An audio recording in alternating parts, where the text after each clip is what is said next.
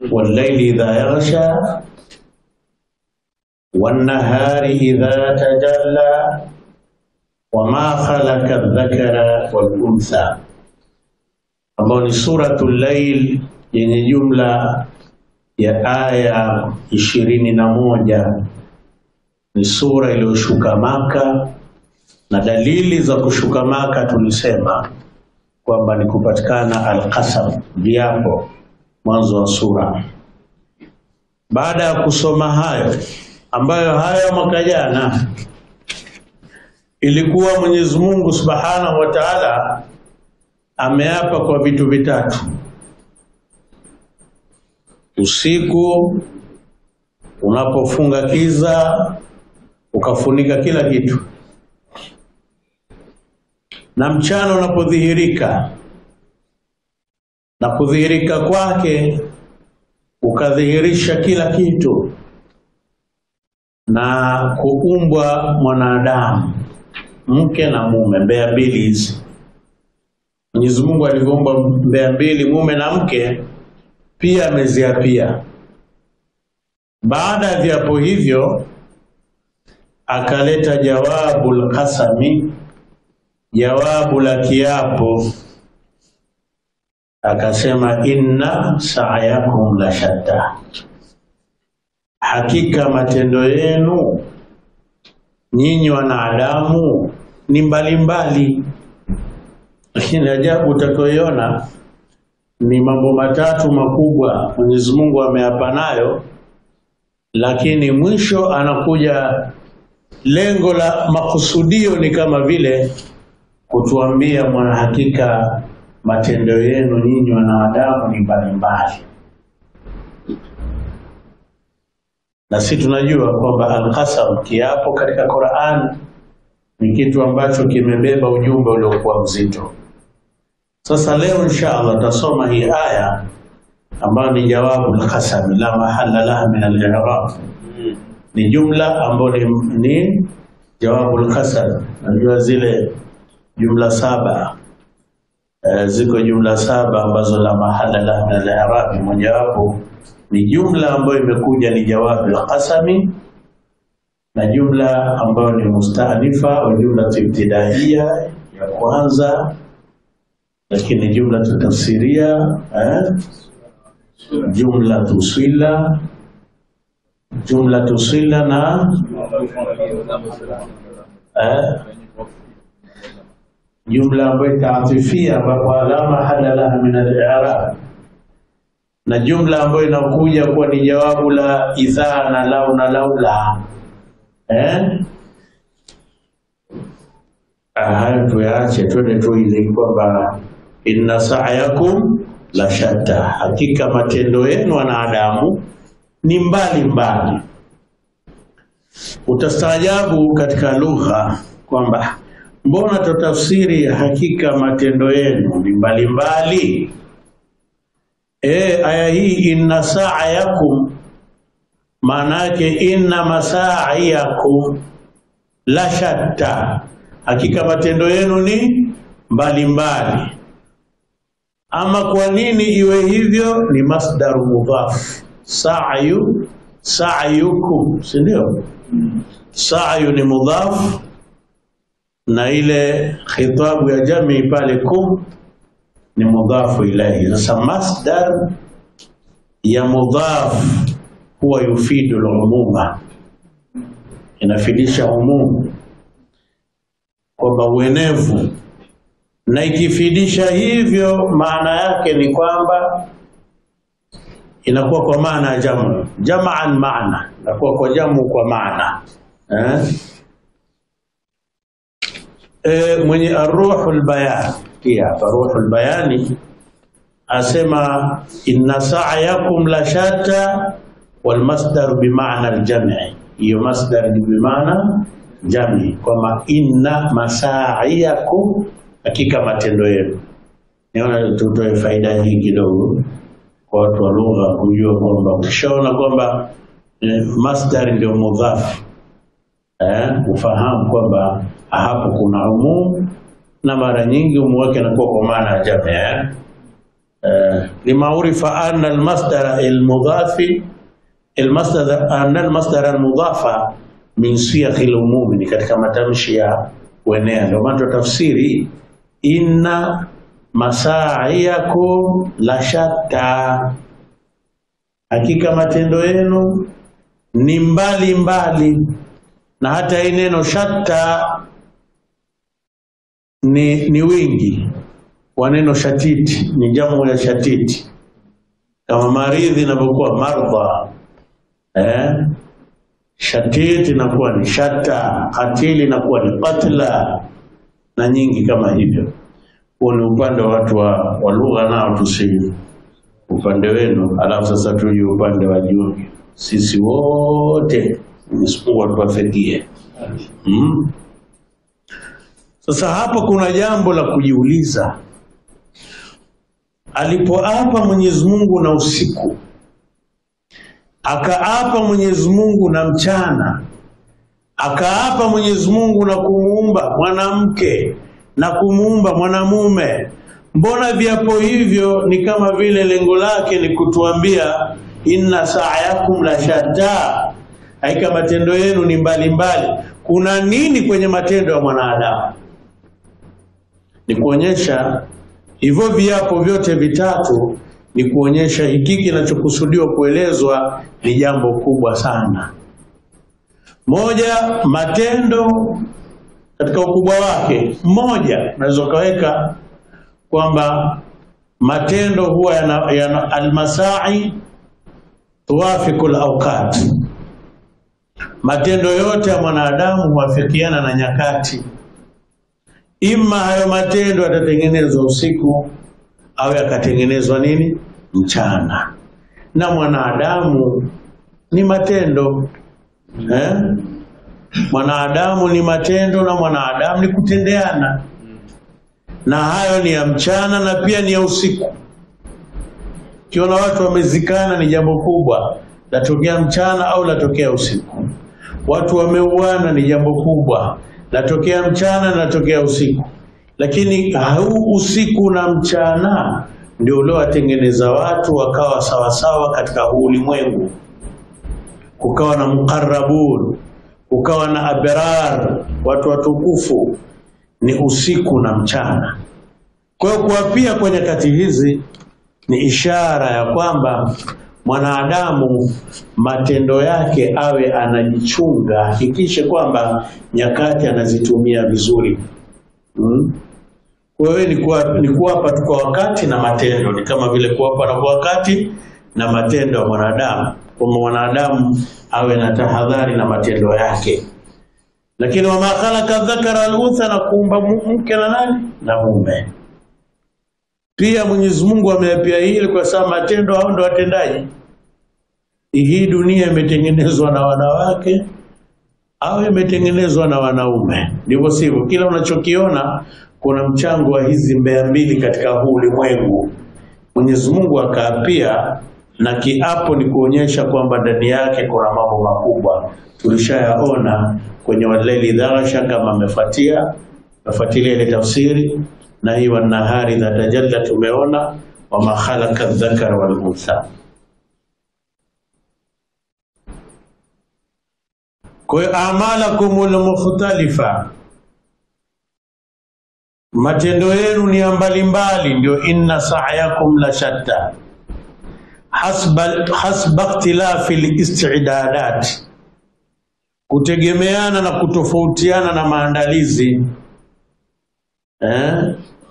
Fabadhuha husnu nafi khairu salih, baadhi yao ni kwamba ni husnu nafi, kwamba ni matendo mazuri yenye manufaa, ni hasanun nafi'i. Baadhi ya matendo ni mazuri yenye manufaa, ni khair yenye maslahi, na baadhi yake ni mabaya. Lakini yote haya matendo hayapukani na wama khalaqa dhakara wal untha, kuumbwa mwanamume na mwanamke. Mtume Muhammad sallallahu alayhi wasallam katuambia annasu adiyan, watu ni makundi mawili, ni aina mbili. famubta'u nafsihi famu'tiquha, yuko mwenye kuiuza nafsi yake ili kuinunua akhera, huyo ni mwenye kuikomboa nafsi yake. Au bai'u nafsihi famubiquha, au mwenye kuiuza nafsi yake, huyo ni nani? Mwenye kuangamiza nafsi yake.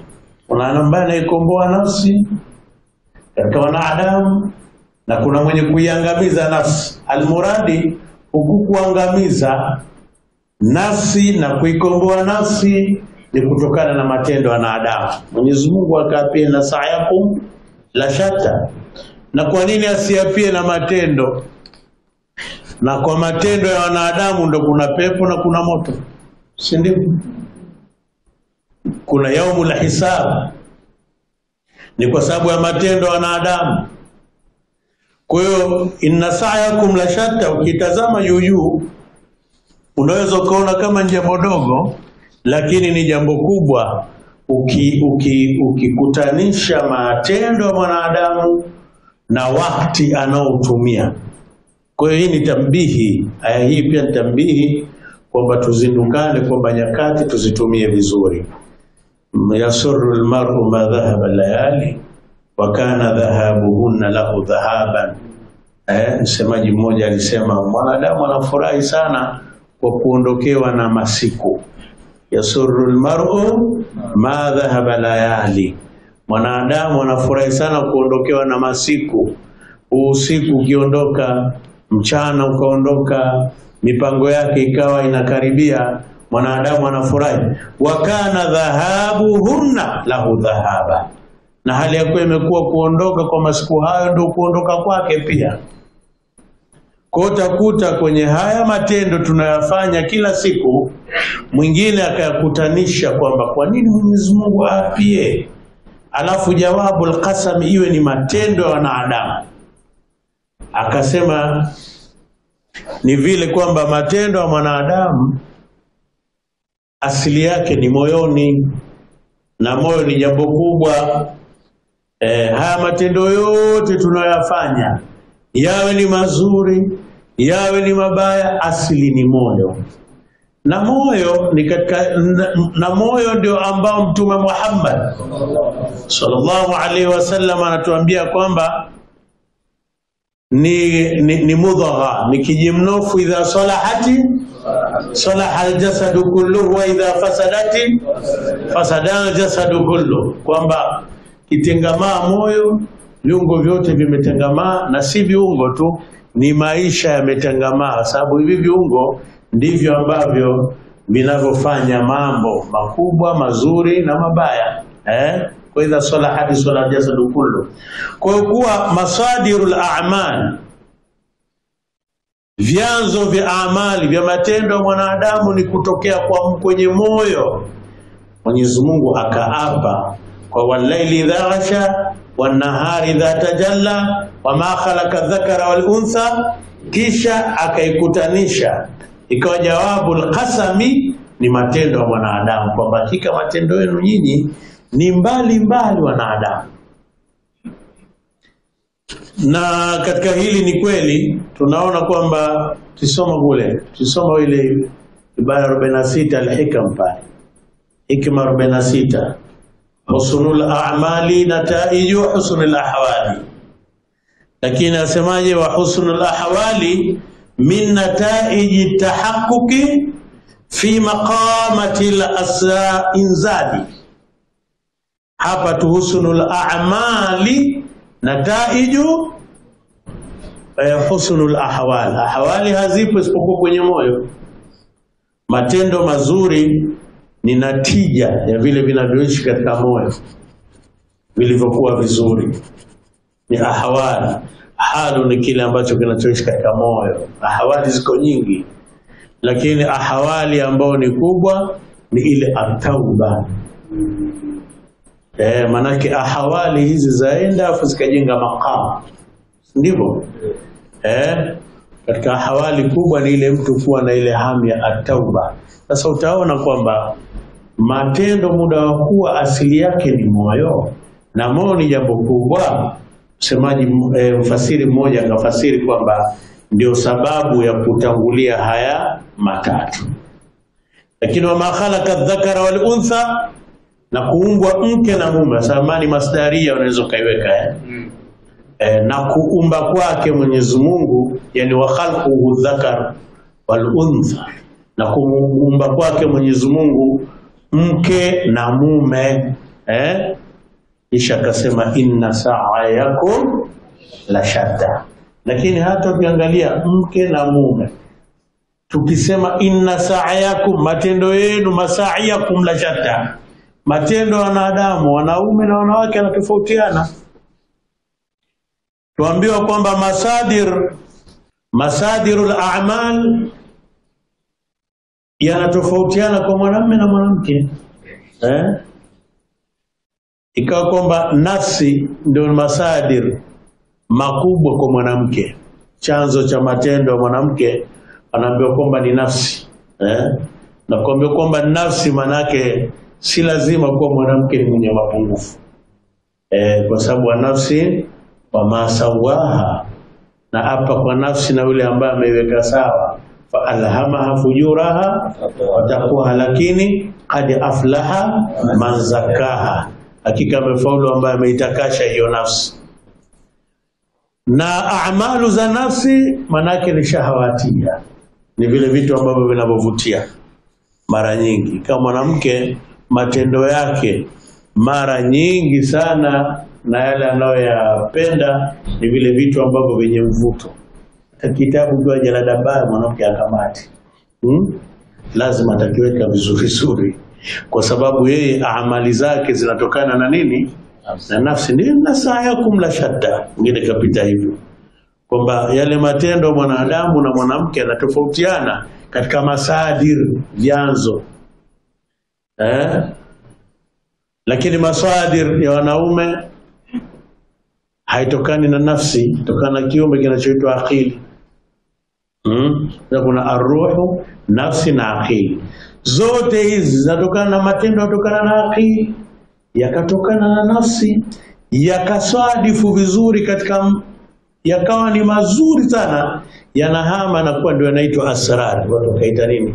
Asrar. Sa inna sa'yakum la shatta, almuradi ni aya ambayo wanawazuoni wamepita kwa namna mbalimbali.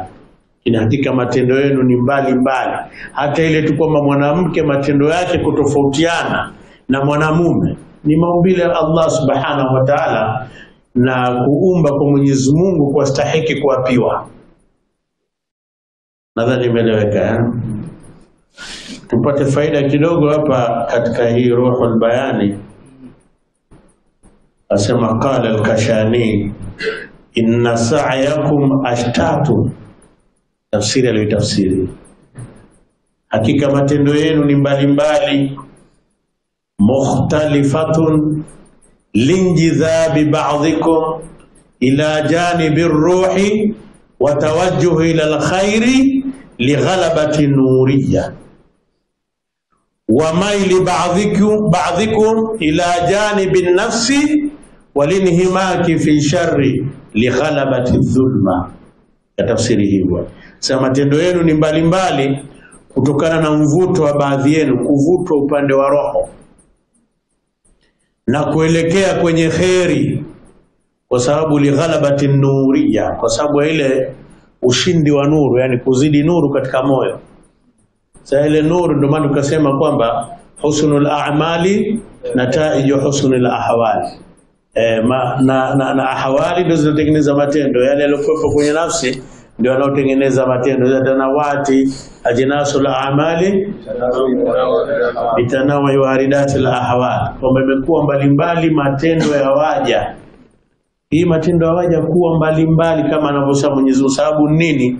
Ndio anakuambia tanawati ajnasul a'mali bitanawu'i waridatil ahwali, imekuwa mengi ya namna mbalimbali matendo ya wanadamu, kwa kuwa nyingi hizi waridati na ahwali, vile vitu ambavyo vinavokaa ndani ya moyo, naingia kwenye moyo alafu vikaishi ndani ya moyo. Kila mtu ana jambo lake linaloishi ndani ya moyo. Naweza ukakaa hapa mafahamu, lakini katika sisi wote akitajwa mtu fulani kama ni mtu ambaye anayemdai, tayari yule mtu namkuta matendo yake yanabadilika, atakuwa hatulii na anakuwa na wasiwasi. Yuko darasani lakini atakuwa ameongeza kitu, kwa sababu ndani ya moyo wake halun ambayo inayoishi jambo ambalo limefikia mpaka ni ahwali ni kudaiwa, ndio kuliko kuwepo ndani ya nini, ya moyo wake. Mtu mmoja alipata habari kwamba alikuwa akidaiwa, yule mdai wake kasikia kwamba mdai bwana yule ni mtu wa bastola, lakini nadhani wakati wanakopeshana alikuwa hajui kwamba mwenzake ni mtu wa bastola. Basi kaingia msikitini ya Juma, anaswali, anaanza kuswali, anamuona yule bwana yuko pale na mdai. Yule bwana sio mtu wa sunna lakini ile Ijumaa alipiga sunna zaidi ya tarawih. Yule bwana kile kimchuna, endelea tu, mimi nipo hapa, wewe endelea tu, endelea na ibada, mimi nipo nakusudia. Sasa akaanzisha sunna ambazo hata hazipo, umefahamu? Sasa hii ni tanawati ajnasul amali bitanawwi waridati la ahwali. Kilichokuwepo mbele kamfanya matendo yake yawe vile. Sasa kuanzisha sunna ambazo wala hazipo ni kwa sababu ya deni ndio linaloishi ndani ya nini, moyo wake. Kwa hiyo haya matendo maswadiri yake ni moyo, vile vinavyokaa ndani ya moyo ndio maswadiri ya matendo. Sikia mtu kaenda kuua, kamuua hasimu wake, ndani ya moyo kuna kitu kimekaa ambacho kimepelekea hivyo. Mungu atuepushie na waepushie watu wote. Kwa hiyo hii nasaa yakum la shata, wengine wakasema hapa kuna kinachoelezwa nini, ni moyo. Mwenyezi Mungu hapa anauelezea moyo, kwa sababu moyo ndio masadirul a'mal. Idha salahati salaha al-jasadu kulluhu wa idha fasadati fasada jasadu kulluhu. Mwenyezi Mungu atupe khair. Asema miongoni mwa hayo matendo kuna ambao wanaovuta kwenye khairi li ghalabati nuriyya, sababu ile ushindi wa nuru uliokuwepo ndani ya moyo. Anwar zimekaa ndani ya moyo, na maana huyu ana nini, ana anwar nini,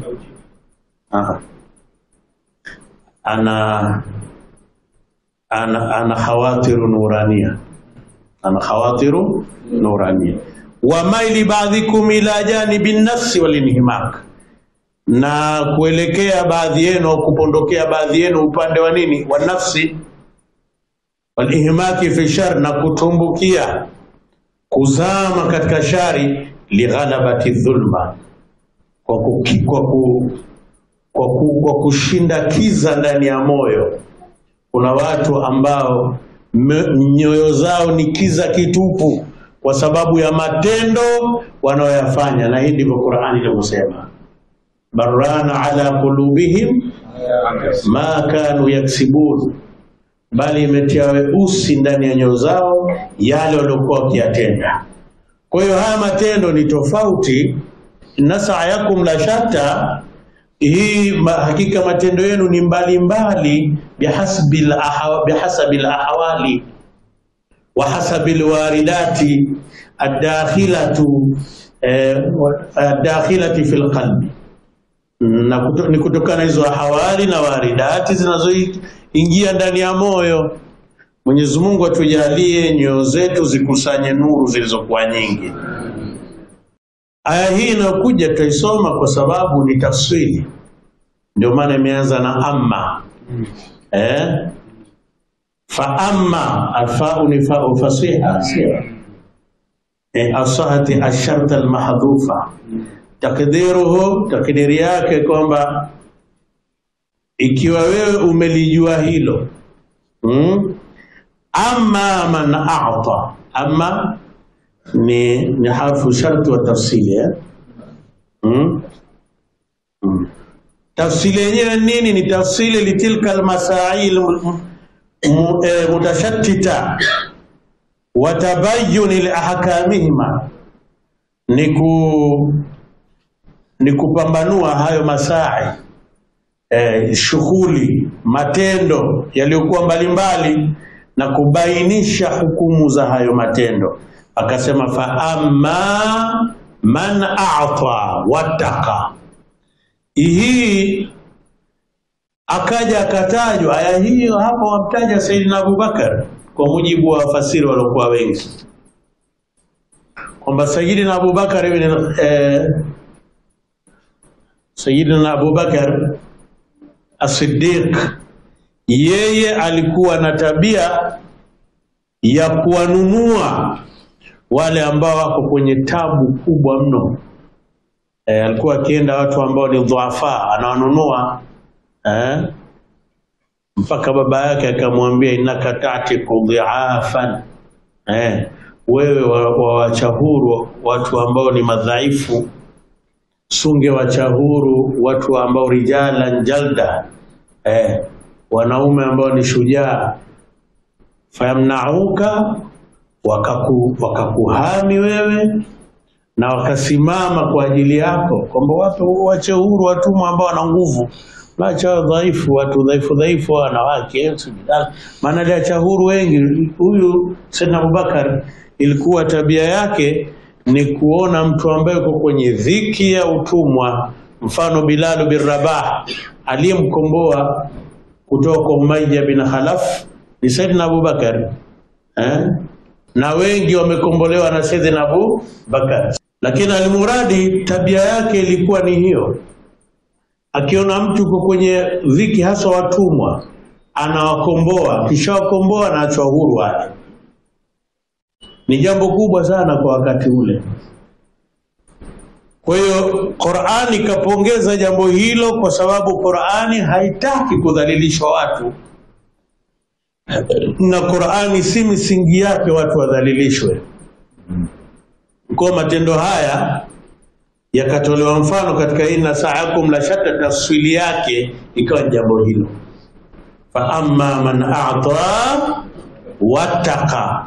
Basi ama yule ambaye, yoyote yule ambaye a'ta, manake ni man, ni katika alfadhi al-umumi, ambaye a'ta, ametoa haki za mali zake, wattaqa, sharti ya pili, na akajichunga na haram, wattaka maharim Allah, akachunga yale ambayo, akajiepusha na yale aliyoharamisha Mwenyezi Mungu, akaepuka aliyoharamisha Mwenyezi Mungu, wasaddaqa bil husna, na akasadikisha tamko la shahada. Yote takuja tafsiri yake vizuri.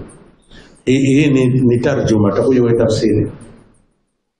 Fasanu yasiruhu lilyusra, huyo tutamuandalia yeye lililo jepesi, au tutamuandazia yeye lililo jepesi, ambao ni pepo ya Mwenyezi Mungu. Wa amma man bakhila wastaghna, ama yule ambaye amefanya ubakhili akajiona katajirika, akajihisi yeye ni tajiri kweli kweli, wakadhaba bil husna, akakadhibisha tamko la shahada, fasanu yasiruhu lil usra, tamwandalizia yeye iliyogumu, njia ngumu. Turudi hapa sasa. Hii amma tumesema ni harfu ya sharti na tafsili, maana yake ni kutoa maelezo ya ile ibara ya nyuma. Aliposema hiki matendo yenu ni mbalimbali, ama yule ambaye, yani kwamba bado anatoa tafsili au tafsilati, kwamba upambanuzi, details za hayo matendo mbalimbali ni ya sampuli gani. Sana sana ni sampuli mbili tu kila utakapokwenda, ima ni matendo mema au matendo mabaya. Safa amma man a'ta wattaqa, basi ama yule ambaye ametoa mali zake, wattaqa, na akamcha Allah subhanahu wa ta'ala. au akajikinga na haramu, ndio na akamcha Mwenyezi Mungu. Hapa kuna kitu ni kwamba al-i'ta'u yuqayyadu bitaqwa. Kwa maana at-taqwa huwa qaidul i'ta', kwamba takwa ndio kifungo cha kutoa. Ili kule kutoa kwako kuwe na maana, basi utoe kwa ajili ya Mwenyezi Mungu Subhanahu wa Ta'ala. Toa hali ya kuwa utoaji wako umeambatana na ucha Mungu. Ndivyo tunavyoambiwa kwamba mtu ambaye atafanya hivi yoyote ile, man ni katika alfadhul umum. Imekuwa aya ya kuhusishwa na Sayyidina Umar bin al-Khattab, Sayyidina Abu Bakar Siddiq, lakini kwa kuja hii man ni kwa kila mtu. Sawa, ni kwa kila mtu, maana katika alfadhul umum yoyote atakayetoa haki zake, akatoa mali zake, watakana akamcha Mungu, lakini atoa akaiachia. Hakuambiwa kutoa nini, sofa amma man ata malahu. Aliyetoa mali yake, yule ambaye katoa. Umetoa nguvu zako, umetoa akili yako, umetoa kila kitu chako, ukawapa watu, lakini kwa ajili ya nini? Ukawasaidia watu, lakini yote hiyo ikawa imefungwa na kitu takwa. Je, utoaji wako unaambatana na takwa? Ndio utapata haya matokeo yaliyowekwa mbele huko. Kwa hiyo hapo tukasema kwamba at-taqwa al-i'ta'u yuqayyadu bitaqwa. Kutoa huwa kufungwa na nini? Na takwa. Kwa maana hiyo at-taqwa qaidul i'ta'. Kwa hiyo takwa ndio kifungo cha nini? Cha kutoa.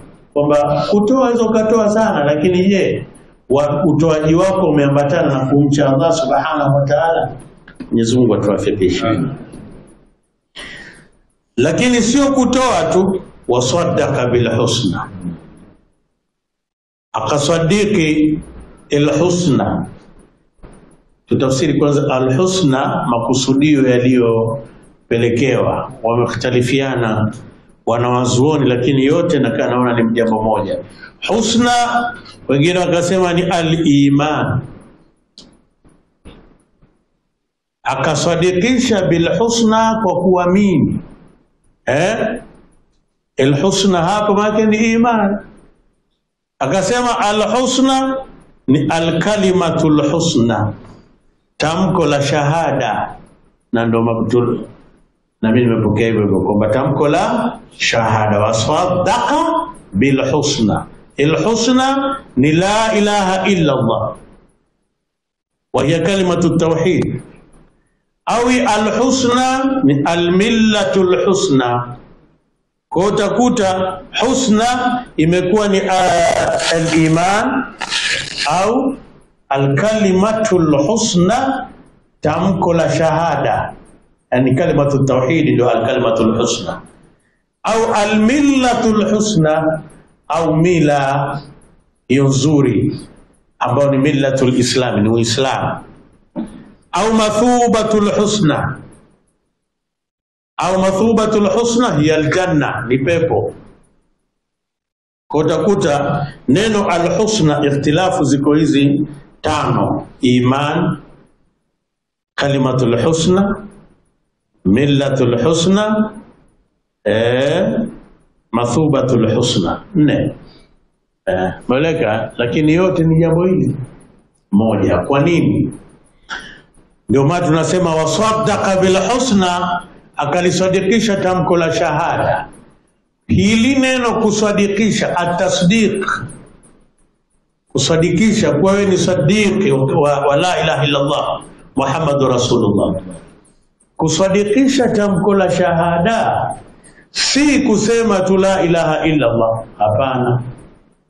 Ni kuishi masaa yako 24 na hiyo la ilaha illa Allah Muhammadur Rasulullah, kwamba maisha yako yote iwe katika taatullahi wa taatur rasuli. Ndio wewe utakuwa na kalimatul husna, umesadikisha kalimatul husna, maisha yako ni kwamba uko fi taati llahi wa taati rasuli, uko katika kumtii Mwenyezi Mungu na kumtii mtume. Ndio la ilaha illa Allah Muhammadur Rasulullah. Wa man yuti Allah wa rasulahu faqad faza fawzan azima. Hii fawzul azima ambao faza fawzul azima ndio ikaeleza fasanu yasiru lilyusra. Fasanu yasiru lilyusra, tutamwandalizia yeye kilichokuwa chepesi, au tutamwandalizia yeye mambo yaliyokuwa mepesi katika maisha yake. Kwa maana sasa hii imenasi kwamba ni la ilaha illa Allah Muhammadur Rasulullah. Kwa nini sasa tukasema yote ni sawa na la ilaha illa Allah Muhammadur Rasulullah ndio Uislamu wenyewe? Kwa hiyo ndio millatul husna. La ilaha illa Allah pia ni millatul husna. Sio kuna ndio pamoja.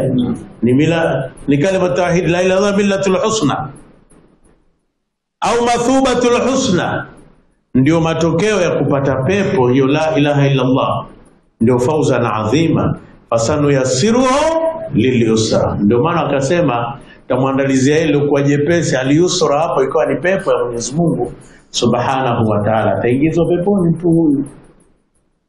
Ikawa sini hiyo ni kwamba Sheikh alipofasiri ni kwamba ni sini ya tanfis, kuonyesha kwamba sio jambo la sasa, ni jambo la baadaye. Anasema hii sini pamoja na tafsiri ya tanfis, lakini taukidi tu imeletwa kwa ajili ya taukidi kwamba huyu mtu atapata wepesi katika dunia yake na atapata wepesi katika akhira yake, yule ambaye swadaka bil husna, amesadikisha tamko la shahada. Kuna bwana pamoja, ndio fasanu yasiruhu lusra, na tutamwandalizia yeye, kwamba tutamfanyia wepesi liliusra, kwa yale ambao ni mepesi. Fasanu yasiruhu lusra, tutamwandalizia yeye aliyokuwa mepesi. Ni kwamba ukitaka upate wepesi katika dunia yako, upate wepesi katika akhira yako, swadiki bil husna. Wewe sadikisha hilo tamko la shahada, ishi na wewe na la ilaha illa Allah Muhammadur Rasulullah. Si ndio ile maana yake? Ukiishi na la ilaha illa Allah Muhammadur Rasulullah ndio takiyu, utapata makharaja. Miongoni mwa hayo makharaja ni riziki ambayo bighairi ihtisab. Wa man yattaqillaha yaj'al lahu makharaja wa yarzuquhu min haythu la yahtasib, na tamruzuku kwa namna ambayo hakutarajia. Sasa hii riziki ambayo hukutarajia si ataisiri fi hayati dunia, itaisiru fi hayati dunia, lakini wa fil akhirah pia ni kuna riziki kule, kupewa pepo wa Mwenyezi Mungu, kuruzukiwa. Kuna pamoja. Kwa hiyo tasdiq bil husna, hii kusadikisha tamko la shahada, maana yake zinaingia zote hizo ambazo wanaozoni wametaja. Ndio hiyo ni millatul husna, ndio Uislamu wenyewe. Lakini ndio hiyo al-mathubatul husna, ndio pepo hiyo. Kwa hiyo tuishi katika hilo wasaddaqa bil husna, na hasadikisha tamko la shahada. Ndio tafsiri yetu, na si yetu ndio tafsiri, na kalisadikisha tamko la shahada, fasanu yasiruhu lilyusra. Sasa hapa kuna kitu tumekipata kwenye maisha yetu kidogo, kabla tuende kidogo na neno hii. At-taysir ni tahayyuha, maana taysir tahayyuha, la ma yuqabilu at-ta'sir, sio kile ambacho ni kinyume cha nini ta'sir, kufanya ugumu, ni kuandaa. Tamwandalizia yeye. Kwa nini nasema hivyo? Asema kuna hadithi za kullun muyassarun lima khuliqala, kila mmoja ameandaliwa kwa vile alivyoumbwa, na kwa lile ambalo kuambiwa nalo. Kullu muyassaru lima khuliqala, kila mmoja kaandaliwa kwa vile alivyoumbwa au kwa kile ambacho ameumbiwa nacho. Ukiwa mdogo Mungu kakuumbia mambo yako madogo yatakufaa. Ukiwa mchanga, mtoto mchanga, kullu muyassarun lima khuliqa lahu. Sawa. Wewe kunywa maziwa ya mama kila siku huwezi. Unafahamu? Sasa maumbile yako yashabadilika. Ndivyo bwana. Sasa ni kullu muyassarun lima khuliqa lahu. Ni kullu muyassarun lima khuliqa. Kwa sura hiyo Sheikh huyo akatafsiri ataisiri tahaywa, kuandaliwa. Tena akakataa asema la ma yuqabilu ta'sir, sio ile ambayo ni kinyume cha nini, cha ugumu. Fala hajatan ila an yuqala istu'mila at-taysiru fi al-usra ala al-mushakala, kwamba huo ni babu al-mushakala. Hamna haja kusema ni babu al-mushakala. Watu wa balagha mnajua hiyo, si ndio?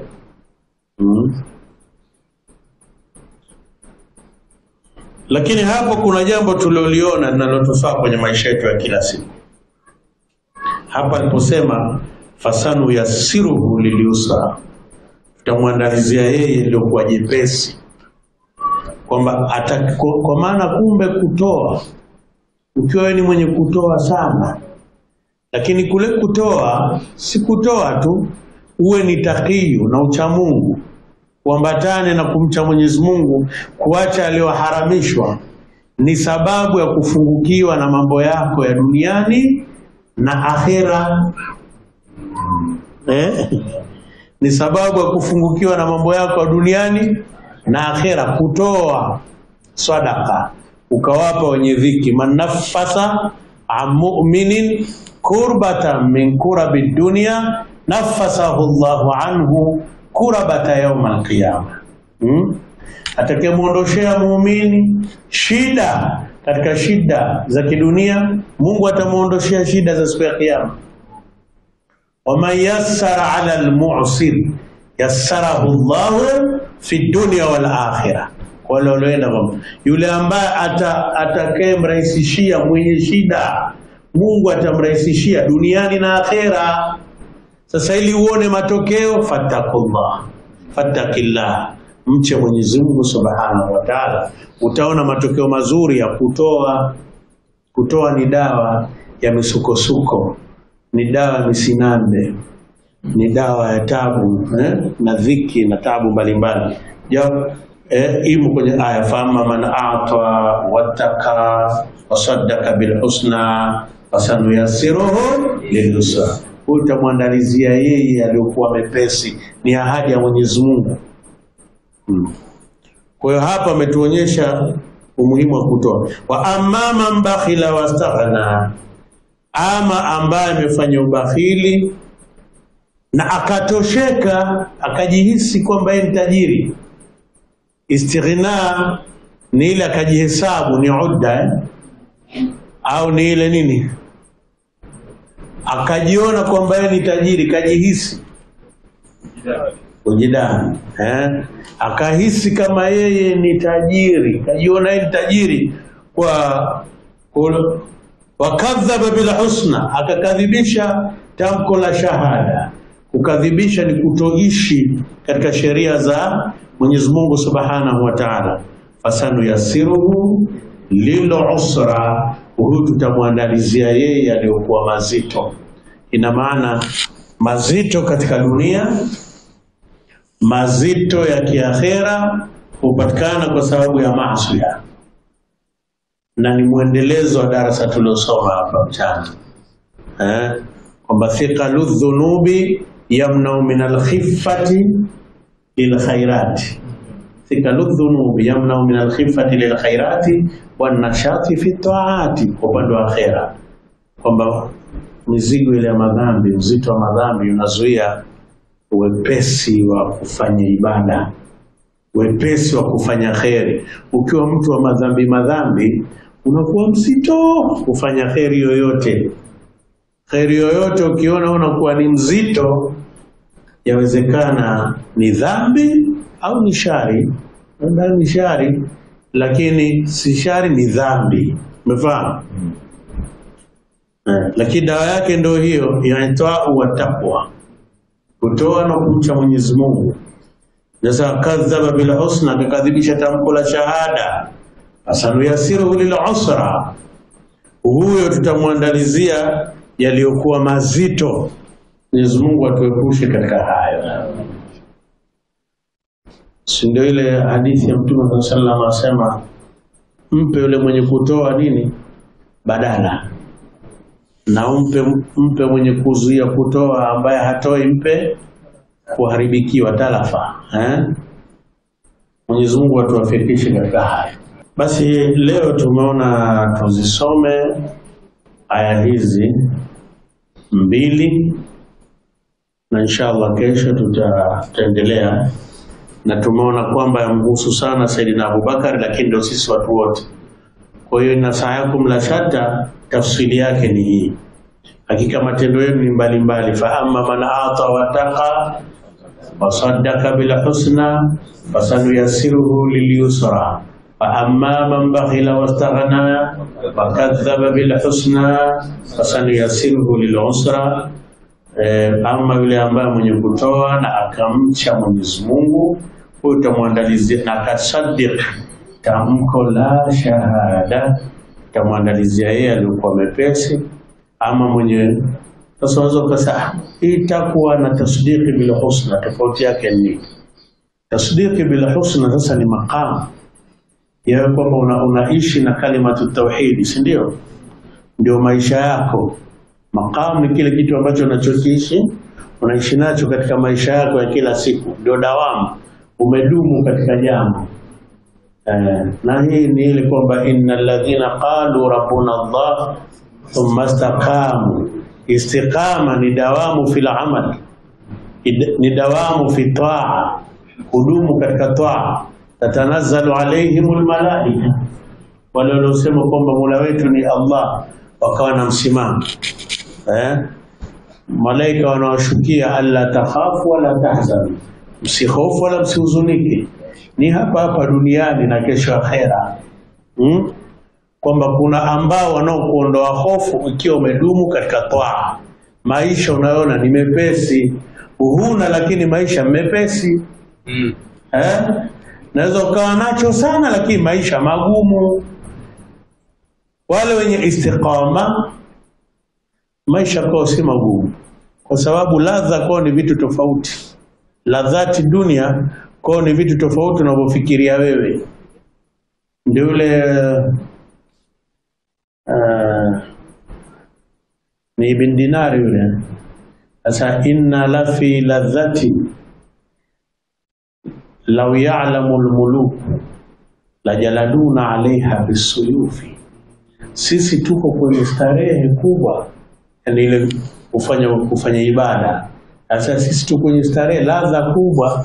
Lao wangejua wafalme ladha hiyo, wangetuchapa na nini tunapanga zao. Na anasema ladhatul mu'min, kwamba ladha ya muumini fi lailihi, katika usiku wake, kaladhati llahi fi laili. Asema ladha ya muumini katika usiku wake ni zaidi ya ladha yule mwenye kupambana dunia katika dunia yake. Kwa hiyo Mwenyezi Mungu atujalie kheri. Dunia inakuwa ni nyepesi na akhera inakuwa ni nyepesi, yategemea ni kwa kiwango gani umeshikamana na Allah subhanahu wa ta'ala. Na usishikamane na Mwenyezi Mungu kwa ajili ya dunia kuwa nyepesi, wala akhera pia kuwa nyepesi. Shikamana na Mwenyezi Mungu kwa ajili ya kupata radhi zake. Upate radhi za Mwenyezi Mungu, kwamba Mungu kaamrisha wewe fanya. Na tunamwomba Mwenyezi Mungu atupe wepesi wa matendo. Ramadhani vuje dhunubi, ili iwe ni sababu ya kuwa na wepesi wa kuendea taa. Subhanallah bihamdihi, subhanallahil azim.